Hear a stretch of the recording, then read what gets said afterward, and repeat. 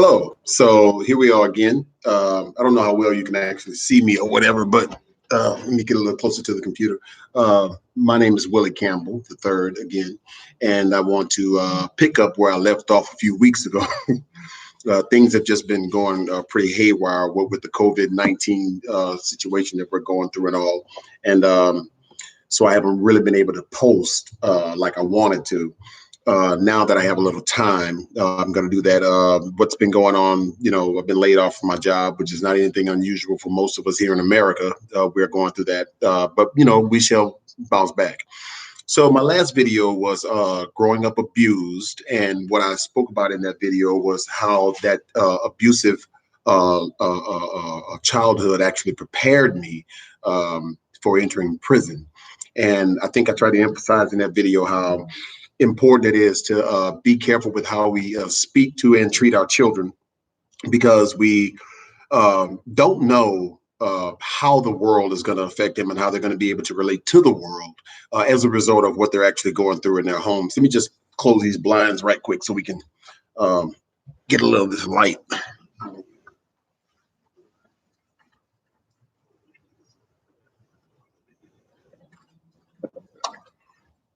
So I want to pick up today and share with you the experiences that I had actually going into the prison as a child, and how it affected me and what was going through my head. Because again, those are the things that I'm all over the place.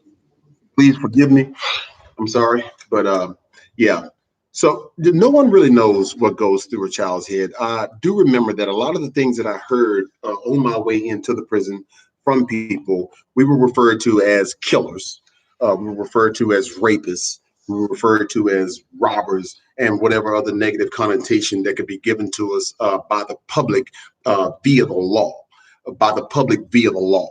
What I'm saying is, by and large, when a crime is committed, no one separates the age or mentality of the perpetrator of the crime. It's for the most part, people just look at the fact that a crime was committed, someone's rights were violated unjustly, and there is no justification for the violation of anyone's human rights while they're here upon the face of the earth. I do not believe that. I wasn't raised to believe that way. I don't believe that way now. I think that for any crime that's committed, a punishment should be enacted. I'm not against the law. I am for law and order. That's how we have the civilized nation that we actually have, because there are laws in place. And that's not to say that the laws are always fairly implemented. Okay, but I don't want to focus on the unfairness of the establishment of the laws in this country. Any civilized nation needs order. That is what highlights the civility of that nation. The fact that there are laws in place that emphasize order. All right, people's rights to should be protected. As a child, however, in my own personal experience, when I entered the criminal justice system as a convicted felon, and was told that I was hoping that I wasn't going to be sent to the largest prison in the country, which also at that time was known as the bloodiest prison in the country. I was afraid. There were fears that were going on inside me that I didn't know how to articulate, and thought better not to express, because it was understood that those who were predators in the penal environment would prey on what was considered to be the weakness of an individual who was incapable of standing on his own 2 feet and being represented in his own right as a man. And as a 17-year-old kid, 2 weeks after my 17th birthday, actually being given a life sentence for the crime of second-degree murder, the only thing that was going through my head was, I have to survive. I have to make it. I'm not going to go in there and be the property of another human being. I'm not going to go in there and be one of those guys that people were just going to be able to walk over. I was pretty built. I was training to go to the Marine Corps actually in my senior year in high school. I was a good fighter and everything. And so at that age, what was going through my head was, I will do any and everything that I have to do in order to defend myself, entering this world that I was convinced was violent, predatory, and would show me no mercy. So having come up in an abused household, I understood what it was to be taken advantage of. I understood what it was to not be strong enough to be able to stand on my own and fight back. I was made to feel incapable. I was made to feel incapable of being able to say anything about being mistreated or to do anything to stop the persons that were mistreating me from mistreating me. So here it was, after having went in and received this life sentence, and now on my way to the Angola, Louisiana State Penitentiary at Angola. It's an 18,000 acre prison farm with prisons scattered throughout the farm. An 18,000 acre self-sufficient prison farm scattered throughout the farm. On this particular farm, there was cotton. We grew cotton, we picked cotton, we harvested the cotton, corn, okra, tomatoes, greens, cauliflower, broccoli, watermelons, cantaloupe. At this particular time, we had our own dairy there. We were producing our own milk. There was a chicken farm, blueberries, pecans, you name it. I mean, it was a self-sufficient farm, like literally self-sufficient farm. The educational opportunities were there, but at this particular time, the emphasis upon us actually increasing our educational, increasing our education wasn't something that was emphasized by the system, because at this time, the mentality was strong back, weak mind. Listen to me, strong back, weak mind. You didn't have to have a GED to be out there picking cotton. You didn't have to have a GED to be out there scraping the ditches and the levees. You didn't have to have any formal education to do any of the backbreaking labor that we did by hand at this particular time. The prisons needed a workforce. And so the workforce was taken from the community of those who were young enough to be coming into the system and who were strong enough to actually carry on the work that needed to be done in order to keep the farm functioning. Angola is also referred to as the farm. And if you haven't seen that production, it was actually hosted by Ashanti Witherspoon. And it went viral. People didn't know what went on inside the walls of Angola.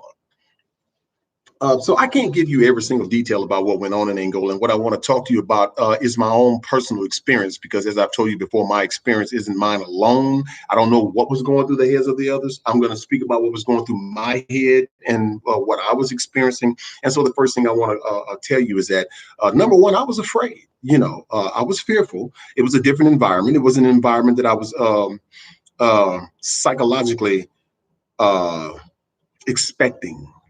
I'm not going to say ready for. I wasn't psychologically expecting it. I did have the common sense enough to know that as fast as I was and as strong as I was and as aggressive as I was, that I was going into an environment where the speed and the strength and aggressiveness of the people that I would be incarcerated with was on a level that I would eventually have to go in there and attain. So I didn't go in cocky, thinking that, well, I'm going to take on the world. I went in there afraid, hoping that in the event that I had to defend myself, that I would have the wherewithal to do so, because I was hell bent on surviving. And that's how I went in. I went in to survive. That what I went through at home was no longer going to be my reality, because there was no mommy and daddy no more.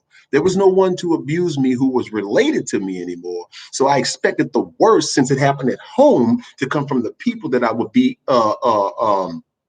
spending my life with behind bars. I didn't have any great expectations of any of the people that I was actually going into prison with. And I didn't know what to expect.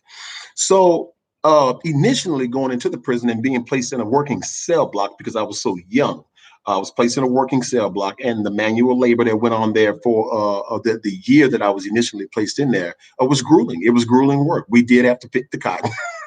I never forget when we rode out there, and it was like, fields of white as far as the eye could see. We rode toward the Mississippi River on what was called a hootenanny, and all I saw was white, a field of white. And I'm like, wow, that's a lot of cotton. you know. And then we were told to disembark the hootenanny. We lined up, we paired off, and we were counted to make sure that everyone was there. And then we were told by the officer that was present that we had to actually pick that cotton, you know. And my mind shut down on me. I'm like, what do you mean we have to pick the cotton? There's a machine right there. There's a cotton picking machine right there that picks the cotton. And so the guys were like, no, we have to pick the cotton. So my education about the labor that had to be done on the prison farm was taken like that. You know, it was like, get in there, you're going to get it. If you can't get it, then we're going to put you in the hole. And the hole isn't what you see on TV a lot in other prisons. Angola wasn't set up like that. There was another prison within the prison that they just recently shut down a couple of years ago called Camp J. And Camp J was an extended lockdown prison within the prison of Angola. And it was a piece of work. My first 2 years in Angola didn't find me. I didn't have fights. I didn't have anyone, you know, trying to rape me or any of the other horror stories that people out here in the public hear about guys going through in the prisons and all that stuff, you know. And I've dispelled a lot of that with many people when I've gotten out of prison, because that seemed to be the only thing that they were concerned about. And I think that I appeared to be some sort of anomaly or an enigma to them because of how I articulate and represent myself, how I speak or whatever. And they're like, man, if you didn't tell us that you were in prison, we would have never guessed it. And I'm like, well, what did you think what was going on inside the prison? And as I went to watching some movies, you know, Shawshank Redemption and other stories about prisons and everything, I began to notice that what society was being groomed to believe actually took place behind those bars is what had so many people thinking that anyone that enters the system would go through these things that they've seen on TV. Well, that wasn't our reality in Angola. Angola was unique. Yes, there was a lot of farm work to be done because it was a self-sufficient prison farm. We grew everything. We grew our own food. Inmates cooked the food. We did everything. We planted.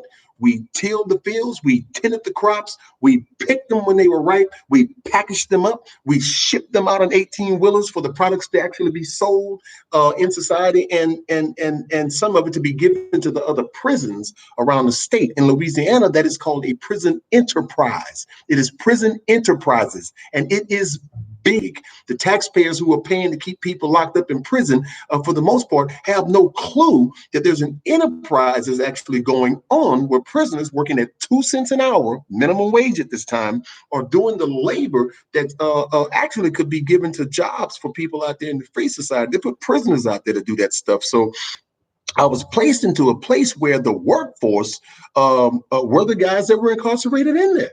And people did not know this. They didn't know. I looked around me when I got in there, and it was difficult for me to some degree to determine who were the prisoners and who were actually the free people or the officers, the personnel that worked there, because we weren't putting stripes and pinstripes and all that stuff. We were wearing name brand Levi Wrangler jeans and name brand shoes, Timberland and all these other shoes, Nike tennis shoes. And we had shirts with Nike and Adidas logos on them. And I mean, it was like we were placed in a world where we had access to much of what was in the free society. The only thing that we didn't have access to was the freedom to come and go as we please. But everything else, we had it. You know, it was there. It was in the prison. Again, an 18,000 acre prison farm. So my education while I was there was being revolutionized in the instant. Everything that I saw on TV and expected about prison, I did not find in Angola. I thought we were going to be in lockdown cells and all that stuff, you know, like we see on TV, wearing a jumpsuit and all that. Didn't happen, you know. They had separate camps for that. When you acted up or when you cut up or when they had to put you on lockdown and, you know, contain you and everything. So the revolutionary process that was taking place with my brain, I had to restructure the way that I saw this environment that I was in, because I had to survive in it. I had a life sentence, and life in Louisiana means life. It's like another death sentence. You know, well, it's not like another death sentence. It is a death sentence. You know, you're sentenced to death by lifetime incarceration. And I firmly believe that any amount of time over like 35 years or whatever, especially for a first offender, and in particular at this time, we're talking about kids going into the system, and it was unfortunate that there was a senseless argument that took place between the loved ones of incarcerated people and the support groups of incarcerated people with the ones who actually made the laws, and that discussion was, is there a distinguishing factor between the people that you actually have inside of your system? For us to believe that everyone that's inside of the penal system is the same is absolutely wrong.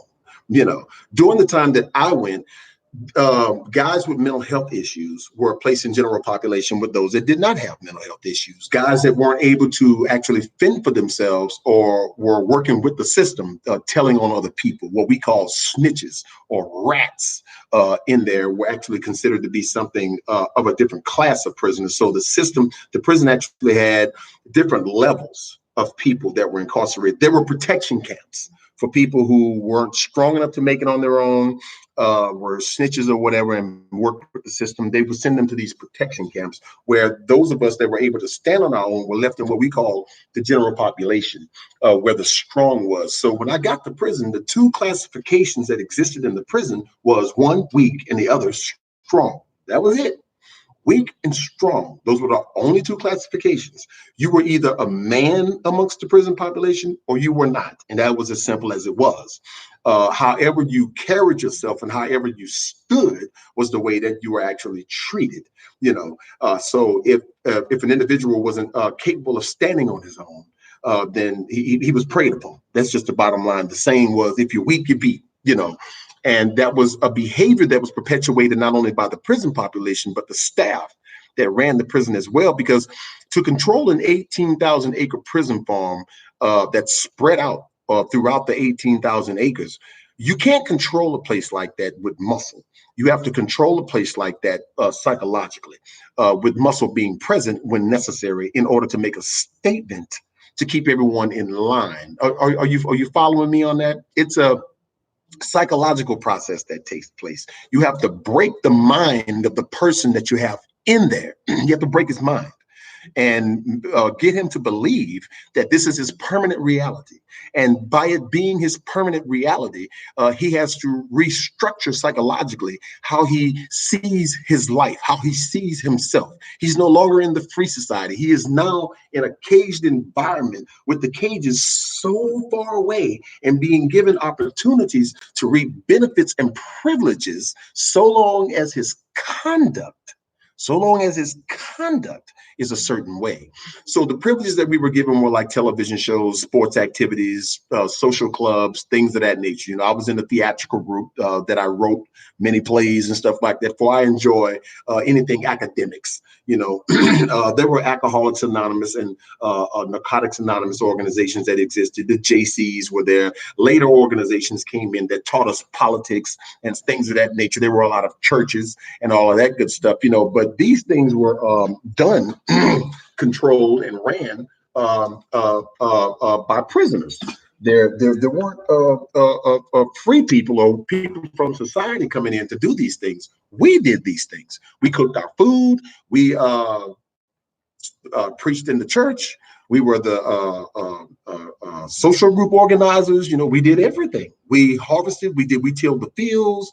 And just before I'd gotten there, they had just stopped the prisoner guard thing. The prison guard thing, with inmates actually supervising other inmates. In fact, I think the rule of law was passed while I was there that said, and I quote, no prisoner shall be given authority over any other prisoner in any given work environment within a penal institution in the state of Louisiana.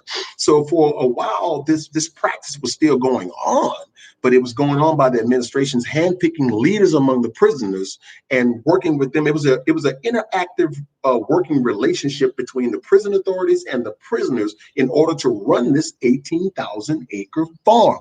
And if you don't come to Louisiana and actually go and visit Louisiana State Penitentiary in Angola, then you probably wouldn't be able to grasp what I'm saying. But I would tell you this: you can Google Louisiana State Penitentiary at Angola, and it would blow your mind when you see what's there and what's going on. The guys that are there by and large are there to serve a lot of time. These guys have life in 50, 2 life sentences in 30, or they have 4 life sentences running concurrent. So these guys are actually sent there for the most part to die. I was sent there to die. We weren't sent there to ever leave. So what the mind does is that when the person is caught in a situation that they can't see their way out of, it adjusts to the situation. And some people might think that's kind of, crazy and an excuse for a pattern of behavior or whatever. But I want to tell you this. When women are being abused, or when children are being abused, or when there's an abusive parent in a household or whatever, your mind does the exact same thing. Not knowing how to get away, or not believing that you have the strength to get away, you tend to conform to whatever's going on, and your conscience begins to break as you try to find ways to please the authority or please the power that is over you, so that you can exist or coexist with that authority peacefully. All right. It was no different for us in there. Our minds became, I'm not going to say content, but I would say conducive to the necessary flow of the prison. Our mentalities were conducive to it, but we were conditioned to be that way. We went from being in the free society to coming to the prison. Again, what I was telling you before in my previous video is that when a person has went through enough abuse out here in the free society, in an extremely sickening way, they've actually been groomed, broken, and prepared to enter a penal environment, because the authority in there is basically the same way. You can do your own thinking. You have the freedom of speech, but watch what you say. You can do your own thinking. Just be careful what you allow your mind to let you make a decision to do. There are extreme limitations placed on you because you're given the semblance of being free, although you are not.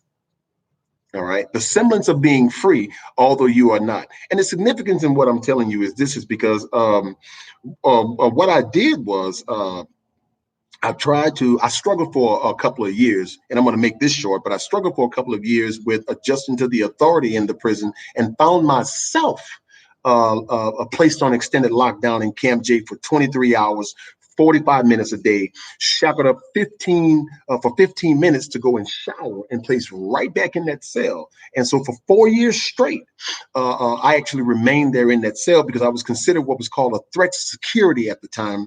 I remember the disciplinary report. The disciplinary report said above inmate being placed in administrative lockdown pending investigation. So the investigation that came out said that if left in general population, that I would manipulate the weaker inmates to riot. Now, mind you, I wasn't going around, organizing people and fighting the guards and all that stuff there. The problem that most prisons have with people who are incarcerated and able to articulate themselves is when they cannot get that mindset to function in the way that they would want it to. The person becomes a perceived threat. I don't have any tattoos. Never had any tattoos. Didn't get any while I was there. I wasn't a big guy, but I'm working with low stuff. I was able to handle myself, and because I carried myself the way I did, self-educating myself, I became respected among the men in there, and that posed a threat. Because I wasn't a guy that was respected and had people out there playing sports or knife fighting or breaking in people's lockers and stealing their stuff, or messing with the homosexual game, and it was really horrible the way some of these activities that took place and actually took place. But you got to remember, we were placed in an environment that was so widespread and so big that we were given the semblance of freedom. And when a man is given the semblance of freedom while he is in captivity, what he tends to do is restructure how his psychological construct responds to the natural instinct within him to be an individual person on his own. That was a lot for me to say just now, and I can't repeat it all word for word, so I'll make it simple. It's we're born to be independent and free. This is how we're born. All right. Prison environments are designed to break that will. When someone is sent to a prison, it is not the man that is punished. It is the body that is punished. The man is the mind, and the mind is only punished insofar as it allows itself to be so. Other than that, the individual can actually maintain a semblance of freedom. All right. Freedom. Freedom is here. It's a mind state. That's what it is. It's a mind state.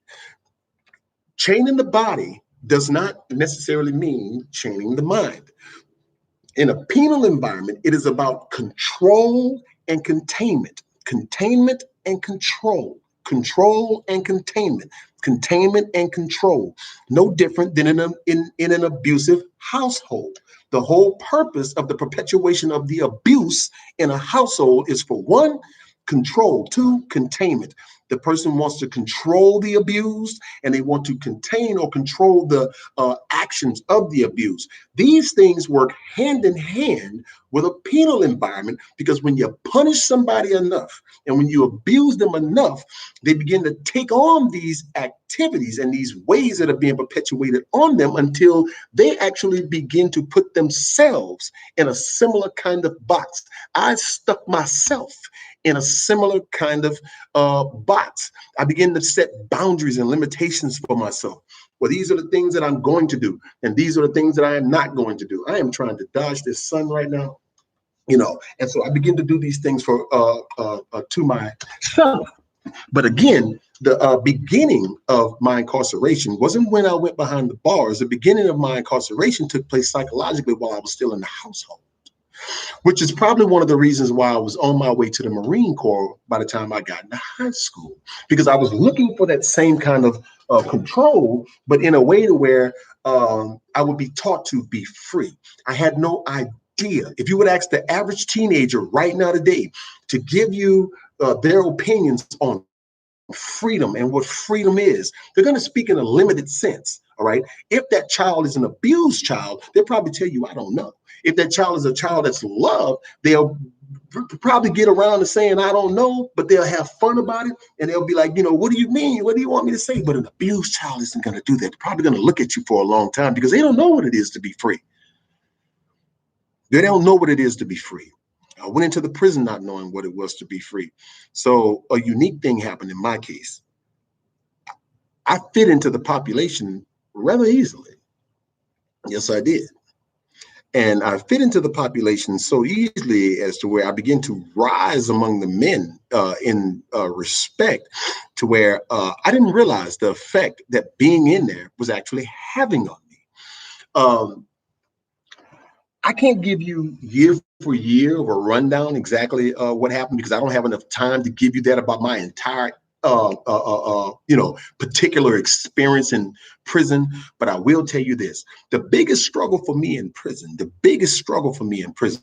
didn't come physically for me. It came psychologically. It came mentally, because I was looked at by the men that I was locked up with as someone who was a beacon of hope, an example of what it is to be under those conditions and not be controlled by those conditions. I was called by them minister. Minister. And no, I wasn't going around with a Bible trying to bring people to Jesus. Instead, I was telling people that, whether we're locked up or on the moon, whether we're in prison or on the moon, we still have a responsibility on the face of this earth to be men, to be respectable men. Living like caged animals wasn't good. Later on in the years, what happened was they started bringing educational opportunities into the prison. Yeah. Colleges, the New Orleans Baptist Theological Seminary, VOTEC classes were coming in there. Guys were getting law degrees and all that. So the generation of people that actually came in with me came in on the ending of the prison guard system, the prisoners guard and prisoner system, and the school of darkness. The prisoners began to change how they would live their lives in there. And I jumped in the middle of that, I was really pulled into the middle of it, because the expectations of people like myself who had self-educated themselves was pretty high. So it presented two opportunities to me. One, I was going to be able to make myself a better person and shape and mold myself in a way to where I would have freedom of thought in ways that, I told you I spent 4 years in that extended lockdown cell. And so in that 4 years, I educated myself. I turned that cell into a university. I'd never heard of Malcolm X. Found out about the guy. Didn't know anything about Buddhism. Found out about it. Whatever I didn't know, I opened my mind. I said to myself, well, I didn't say it to myself. I was advised by one of the elder guys that was already on extended lockdown. They put me on what was called a political tier. These were guys who were, by and large, feared by the prison administration. I still remember their names: Anthony Day, Lee Parker, Rooster, who was right next door to me. And the guys that I would encounter throughout the prison, Haki Sekou and, all these guys back in the day, these were guys that they didn't hold my hand. They pulled me to the side. They gave me Qurans, and they gave me the Bhagavad Gita, and they gave me the Upanishads, and they gave me the law books, and they gave me autobiography of Malcolm X and Assata Shakur. And I read the Nelson Mandela story. I studied Stalin and Lenin and Karl Marx and people I never heard of before. I was getting books. I wasn't allowed to participate in the collegiate program. So I found out that, okay, well, they were studying behavioral psychology. Maybe I need to study behavioral psychology. If you're not going to let me in your college program, cool. I'm not going to allow myself to be held up because I can't come in your program. If the state library is going to allow me to get that same book, I'm going to get that book. So I got it. And I studied right along with them. I didn't come out with the papers that said that I had the degrees that they had because they wouldn't let me participate. I had a life sentence, but I gained the knowledge.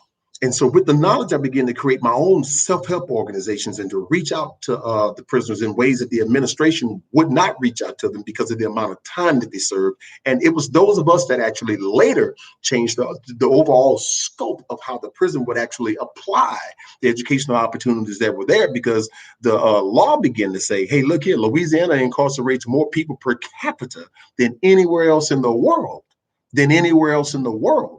We have to start letting people go. So our argument was, okay, well, you're going to let us go. What are we going to go out there with? Because so many of us didn't even have GEDs. Thankfully, they opened a literacy program, and people like myself were chosen to go in there because of all the work that we had done with ourselves over the years, and we were allowed to help our fellow prisoners. And I think when I first went in, the name of the program was Step Towards Educational Progress. It was a title that was given to the program, not by Dorothy White, who was actually the lady that was brought up there that was in charge of it, but by another prisoner named Gary Landry, who had actually come up with the name for the program. And it was a inmate to inmate tutorial program. And I'll never forget this. And this was during a time when I was going through my angry phase. Y'all mistreated me. I ain't gonna help you do nothing. And my name came up to the administration, and Dorothy White came to me and said, you're going to work for me. I said, no, I'm not. She said, well, we need you to come in there and help, teach your fellow inmates. I said, well, I'm not going to do it. Won't you bring some people from the free world, let them get that job so they can make money to go and pay for, I had this, these little smart remarks that I was throwing out there because I was angry at the time, and I felt like I should be respected, because remember what I told you when I first went into the prison, there was weak and strong. Okay. And what that boiled down to was you couldn't be strong if you weren't respected.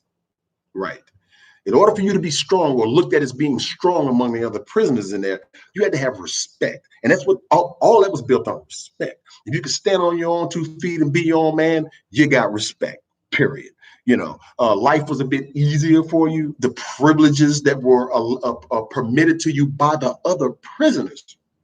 Listen to that. Not by the administration, but by the other prisoners. I don't care if you were in an extended lockdown cell. You were going to need your fellow prisoners because they were the orderlies. They were the ones that brought your food. Yeah. They kept the place clean for you. They fed you everything. So you're constantly having interactions with them. And what you don't want is to not have the respect of your fellow prisoners. So I earned that by how I carried myself. And the way I carried myself was I educated myself, and I always had a voice. I didn't mind speaking out when I saw something that was unjust. And I would do it fearlessly. That fearlessness came from already being prepared to come into that environment.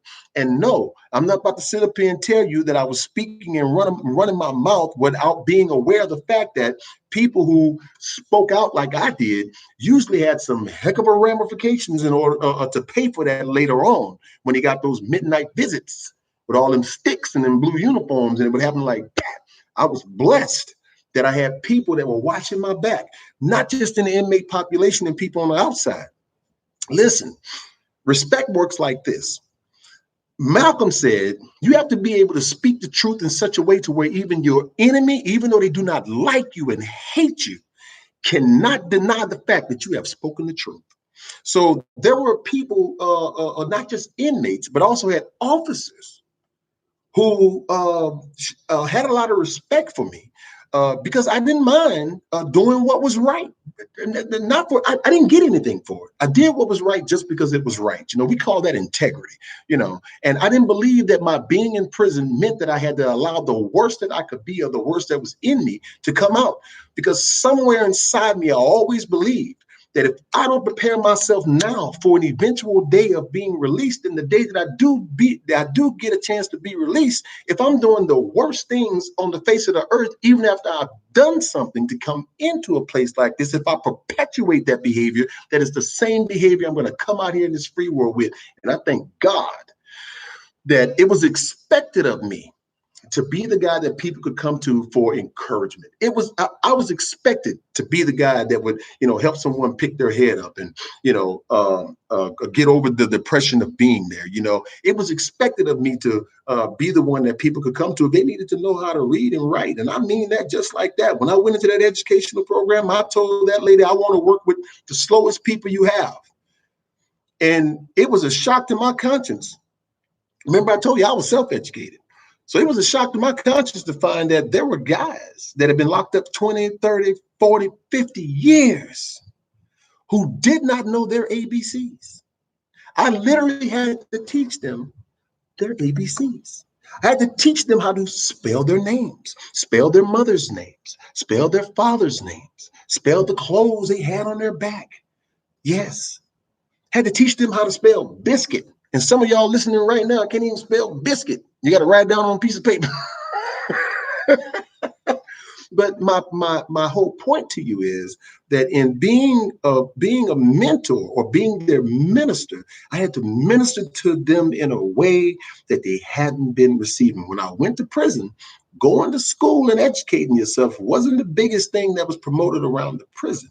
The biggest thing when I went to prison was, and I will reiterate for you, strong back, weak mind. They needed a workforce and with a prison farm, when the old workforce begins to die off, you'll see younger prisoners being brought into the prison system. Well, the purpose for that is so that, not only can they take advantage of the educational opportunities now, because we didn't have them then, all right, but they need them to come take advantage of them now because they get grants for those programs, but it's for the labor force that has to go out there in the fields and work now. Well, these days, they're using machines and all that good stuff, and you hardly see people going out there and working in the fields and all that, but the fields are still there. They're still growing the same stuff. And periodically, the guys would go out there and pick the stuff up and all that. But back then in those days, it was mandatory for you to go out there and do the field work, not go to school. It should have been in the reverse. It should have been mandated for an individual to go to school. And if they refused to go to school, then, the field, but it was in reverse back then. A field work or the whole, period. If you weren't short to go home, if you didn't have like a year or 2 years left to go home, I don't even talk about getting a GED. Because when I talked about it too much, I threatened to write me up for a write-up at the time that existed, was called threat to security. But the reason I had the drive to want to pursue my education the way that I did, because like I told you, I was abused in my household. But the one thing I had access to while I was in the household was books. So when I couldn't watch TV, well, I would read, would sneak in my dad's closet and get a lot of his Masonic books and stuff like that. And to this day, I wish I could show you my library in here. I have, if Manly P. Hall wrote it, I have it, I was so curious about the Masonic order, that little boys club. I wanted to know about it. I want to know what it was. What is this that my dad was that he was a part of, that he was so secretive about? I wanted to be a part of something. I've always wanted to belong to something and be a part of something. I've always wanted to just be a part and be a contributor um, to great things that are going on, which is why I eventually not only became involved with the movement to educate my fellow prisoners, all right, but I stood at the top of that thing. My name was always associated with anything academic or educational going on in the prison. And again, all I had was a GED. The way I got my GED was sitting in a classroom in the dark with the air conditioner on every day after I came out of the field, in the back of the room with a light on over my head. The rest of the room was dark because everybody else was asleep, and they put all the books back there by me. And so I said, then I took advantage of them because I had been doing that since I was an abused child before I got locked up in prison. So that was a habit I brought with me when I couldn't reach out because of an abusive situation. I would read. I would just read. So you can see why I was kind of fascinated by the autobiography of Malcolm X. He went to prison, and our stories were so similar. And I think that was the reason that God gave me the book to read. And I have a copy of it sitting on my bookshelf right now. I read that book 4 times back to back. I could not believe that my story with some knowledge. I just went into my senior year and didn't have a GED, and I really wanted to educate myself. And part of my plight while I was in prison was to educate myself, and it became my continual plight the entire 33 years that I served in prison, from the time I was 17 years old until last year in May when I got out at 49. I just turned 50, and to this day, I continue to do the same thing. I continue to do all the things out here that I was doing in there. I don't have a privileged life out here that I had in prison, but I have something out here that I didn't have in prison. I have freedom. And now I have the freedom that I've always wanted. In a penal environment, my reach was limited to the prison population. Out here in this world, my reach is not limited. And I'm able to give the best of myself to the world out here. And for me, that is an honor. For me, that is a gift. For me, that is king. And I am so grateful for it. So don't want to give too much of my individual experiences while I was in prison, because there are other people that are going to be interviewing me real soon, and I don't want to give everything and they don't have any questions or whatever, but if anyone is watching that wants to get more of the story, you're more than welcome to chat me up on Facebook or YouTube or whatever and let me know. I'm a little quicker about checking my Facebook page than I am this YouTube thing, because my tinkering with technology is the way that I'm educating myself. No different than how I educated myself in there. I got all the certifications I had while I was I achieved the certifications that I got while I was in there, because I was allowed to actually get in there. That's the kind of person I am. If I can get in with you, I can watch it. If I can watch you, I can learn whatever it is that you have to teach me. And I get, better at it as I go, but it is an honor. It is an honor. And I don't regret anything in my past. I want to get that out there too. I don't regret the abuse in the household, because if I didn't learn anything else from being an abused child, I did learn this. I learned how not to treat the people that I profess to love. I learned how not to treat the people that I say I love. So I learned that lesson, and I'm able to counsel other people in that regard. You don't hurt what you love. You don't abuse what you love. You love what you love. And our experiences, no matter how hard they are, should motivate us enough to show compassion toward other people who are going through the same thing. And I tell myself every single day, thank you for the fact that I spent my 3 decades inside of the largest prison in the country. Went in while it was the bloodiest penitentiary in the country, and I learned to become the best person that I could be while I was in there, and earned the respect of the people who could have crushed me at any moment, but they respected me. They referred to me as minister. That's what they called me in there. And many of them right now who are out, they come out and they go to looking for me right now. And it's always, hey, minister, how you doing? They're happy to get with me. I don't care what they were doing. I didn't participate in it.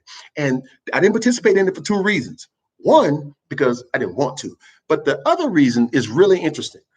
These guys would have lost respect for me if they would have found me doing the exact same things that they were doing. I was able to help them and bring out the best in them, because when they looked around their little messed up circles, they didn't see me in there doing the stuff that they were doing. So they had respect for me. It's hard for somebody to listen to you when you're doing what they're doing, or when you're not walking your talk. That's what it says in the Bible. If you live in the spirit, walk in it. People are more apt to listen to you, and they don't have to like you. Most of the people that I helped, I can honestly say, most of the people that I helped, listen to me, they respected me. A lot of them didn't like me. They respected me. They didn't like me. The person doesn't have to like you to respect you. Respect does not have anything to do with like. It has nothing to do with no one trying to be your friend.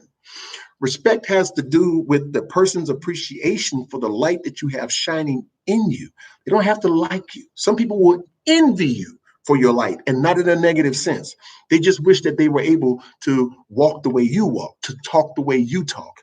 You know, they envy you for what you have, because maybe they can't have children, or, maybe they don't have a loving husband, or, maybe they don't have a fine house or anything like that, but they want it. So they envy you because of it. You become an example to them of what they could achieve if, and maybe they would never get there, but you've been an inspiration to them, and they respect you for that. They don't have to like you. They respect you. Basic lessons that I learned in prison, because I think today is going to be my last day I talk about the prison experience. I've got other things that I want to relate to you with what I'm experiencing, having come out after all this time, with what I've learned in prison. So I'm going to, kind of like shift. But listen, I don't have no negative stories about, fighting nobody from being raped and doing drugs. I don't have no needles in my arm, and I didn't do drugs and all that stuff there. So whatever you saw on TV, I'm not going to say it's not true, but we all have different experiences. But when I went into Angola, it wasn't like that. My prison experience wasn't like that. We didn't have that. We didn't have gangs running around the prison and all that stuff there. Like I said, it was a farm. We referred to it as a plantation. And what it boiled down to was picking cotton, scraping the fields, harvesting crops and all that good stuff. That's what it boiled down to. And for the most part, we, the inmates, were responsible for one another. And that's what opened up opportunities for us to accomplish the things that we have accomplished to this day. And our coming out of there, we left a lot of great things behind. We left VOTEC schools. We left construction management schools. I heard from the warden out there at the Lane Hunt Correctional Center that shortly after I left, they instituted a CDC school because the laws are changing and these guys are coming out here. So they're trying to get them prepared to come out. These were opportunities that weren't made available when I first went in there, but they happened later on, and we were allowed to participate at first by helping the guys to do one basic thing: is you can't take a CD class if you can't read and write. So we went in and we were the ones that helped educate them and teach them how to read and write. But I want to make this last point before I tell you the fine points that I learned in prison. I want to tell you this again. You parents and grandparents and uncles and aunties. I posted something on my Facebook page recently, about step parents. It said, step parents, love them regardless. They deserve that from you, because they, after all, they didn't ask for you either. Love them all the same. The ones you give birth to, the ones that come from you physically, and the ones that didn't, that you were blessed to become a parent of. They didn't ask for you either, but your role in their lives is as a guide. I wasn't kin to any of those men that I was locked up with. I didn't have to help them with anything at all. And like I said, I educated myself. I did everything I did for a selfish reason. And that selfish reason was very simple. I wanted to better myself. I didn't have to give anything that I earned for me to anyone, especially not for free. Because when I got locked up, if you wanted anything from any man, he charged you. But I never charged anybody for nothing. Always had a passion for wanting to help other people. And I've always felt that if I can do it in here, I can do it out there. And I'm out there. I'm out here now. And I can confidently do what I do and speak the way I speak, because I have a genuine concern for other people that I garnered and gained, nourished, nurtured, cultivated while I was in prison. That is the God honest truth. I am not proud of it, but I'm proud of who I became because of it. I'm not proud of it, but I'm proud of who I became because of it. Like anyone else, all of us that are getting out of prison, we're survivors too, you know, and we are, we're not the scum of the earth. Uh, we're not out here perpetuating what we did to go in the first time. Not the people I know, you know. Yeah, I mean, we can harp on the guys that are getting out and going right back. Look here, that's no different than the person that's been out here in their 30s, 40s, and 50s and decide that they want to commit a crime. So I mean, criminal activity is something that's rampant in this country. There's always going to be prison systems, but to what extent that we actually get involved in the lives of the people that are going in there is going to make the difference. But to just shut the door and shut our minds and shut our lives to what's happening politically or with the law in regards to them doesn't make any sense. If a man has been given anything over 10 years, if a woman has been given anything over 10 years, and whether you know it or not, the juvenile laws have changed. Yes, they have. But the law still stands that a child can receive a life sentence, and that after 25 years, if he's met all the requirements that we had to meet, a long list of requirements that come from the U.S. Supreme Court, only then will he be considered for parole. And when he goes up on the board, if he has had a single disciplinary infraction within 1 year, I wouldn't care if he did 363 days without an infraction. If he gets one on the 364th day and goes up for that parole board, they're going to deny him. So if he's done 25 years, he's about to do some more time. That's what's really about to happen, But we became better. I became better. Because of my experience in prison. And I was prepared for the experience that I had in prison because of my treatment in the household that I was reared in. And I was blessed to encounter people in there that didn't have to reach out and give me proper guidance. Nobody held my hand. They pointed in the direction because they respected something in me. And I chose to go in that direction. And later, I became the guru, I became the teacher. I became brother minister, and people were looking to me to point them to the light. And now I'm out here, and people are doing the same thing out here that they were doing in there. They're saying, hey, you've got something. You've got something that the world needs. And I'm saying the same thing out here that I was saying in there. I just want to be a part of your team. I want to contribute. I want to participate. But if you're going to stick me out there in the front, I want to tell you, like I've been telling people all my lives, I appreciate you for everything that you've been doing for me. And I'm not going to go forward in the world without letting people know who the people are that push me forward. Joan Chavis, I want to thank you for being family, because that is the one and only thing that I've missed my entire life, family. And I want to thank you for being family. I'm almost in tears right now, and minister don't do no crying, but I won't tell you, I love you and thank you. People love your people. And when you have family members that are being mistreated by other family members, especially when it's children, you make it your business to go in there and love them. That's your business. That's your family. So if another family member is mistreating the children, you say something, speak up. If they're doing it in your house, let them know. You can leave. You can leave that child here, but you can go, because you're not going to mistreat them around me. Love don't cost a thing at all. At all. I'm an advocate for the fair treatment of children. I'm an advocate for the freedom of people who have been incarcerated since they were juveniles. I don't care if they just started their incarceration. I am an advocate for much more lenient sentencing. I'm an advocate for all that, because I experienced that. I don't wish what I went through on nobody. I do believe that there are people with mental illnesses that are being incarcerated, and that for the most part, the penal institutions, I believe that penal institutions are doing everything that they can. And I say that for a reason, because if society is not being involved with how people with mental issues are being treated in prison, then yes, for the most part, there's going to be a lot of neglect, because the prison is only capable of doing certain things. That is the Department of Public Safety and Corrections. All right. They're not an asylum. They are a prison, a penal institution. You have to get involved. If you're not getting involved, then you're not making a difference. Difference makers get involved. While we were in there, we wanted to see the prison become something better. So it started with us. We stepped up and we did better for ourselves so that we can make a difference to bring about the day that people like me would one day get out and come out here and effectuate a change out here. But it took people like my family members, Joan Chavis, Sharon Miles, Tracy Lynette Redmond. It took people like them who were kin to me, that when other kin folk didn't step up, these relatives stepped in and they said, not on our watch. And even when I walked out, they are still by my side. And I really appreciate you all very, very, very much, which is another reason why I got my dentures in, because every time I do a live without my dentures, they always got something to say, boy, put your teeth in your mouth. Thank y'all very much. Be blessed. Be a blessing. Namaste.